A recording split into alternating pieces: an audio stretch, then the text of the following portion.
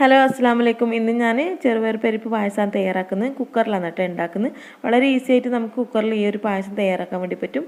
അതിനായിട്ട് ഞാനിതാ ആദ്യം ചെറുപയർ പരിപ്പ് കുറച്ചൊന്ന് പശു നെയ്യിലിട്ടൊന്ന് റോസ്റ്റ് ചെയ്തെടുക്കലാണ്. അപ്പോൾ നമുക്ക് ഇടയ്ക്കിടയ്ക്ക് ഒന്ന് പായസം കുടിക്കുന്ന ടൈമിൽ ഒന്ന് കടിക്കാൻ കിട്ടിയ നല്ല ടേസ്റ്റാണ് കേട്ടോ ഇങ്ങനെ വറുത്തെടുത്താൽ. അപ്പോൾ ഞാൻ വറുക്കാത്തതും കൂടി ഒരു കുക്കറിലേക്ക് ഇട്ടിട്ടുണ്ട്. എന്നിട്ട് നമുക്കിത് രണ്ടും കൂടി ഒന്ന് വേവിച്ചെടുക്കണം. അപ്പോൾ ഞാനിതാ ഇട്ട് കൊടുത്തിട്ടുണ്ട്. എന്നിട്ട് രണ്ടാം പാലം ഒഴിച്ചിട്ടാണ് കേട്ടോ ഞാൻ വേവിക്കുന്നത്. സാധാരണ വെള്ളം ഒഴിച്ചിട്ട് വേവിച്ചാലും പ്രശ്നമൊന്നുമില്ല. അപ്പോൾ ഇതാ നല്ലോണം 3 വിസിലുകൊണ്ട് തന്നെ നല്ലോണം വെന്ത് വന്നിട്ടുണ്ട്. ആദ്യം ഞാൻ നല്ലോണം ഇതൊന്ന് ഉടച്ചു കൊടുക്കലാണ്. എന്നിട്ട് ഇതിലേക്ക് നമ്മൾ ഒരുക്കി വെച്ചിരിക്കുന്ന വെള്ളം കൂടി ഒഴിച്ചു കൊടുക്കുക. എന്നിട്ട് ഒന്നും കൂടി മിക്സ് ആക്കിയതിന് ശേഷം ഒന്നാം പാൽ ഒഴിച്ചു കൊടുക്കുക കേട്ടോ. എന്നിട്ട് ഒന്നാം പാൽ ഒഴിച്ചതിന് ശേഷം ജസ്റ്റ് 1-2 തിള വരുന്നത് വരെ മാത്രം ഒന്ന് തിളപ്പിക്കുക. അധിക സമയം ഒന്നും തിളപ്പിക്കേണ്ട ആവശ്യമില്ല. ഇനി നമുക്കിതിലേക്ക് ഒരു നുള്ളു ഉപ്പും കുറച്ച് ഏലക്കാപ്പൊടിയും കൂടി ഇടുക.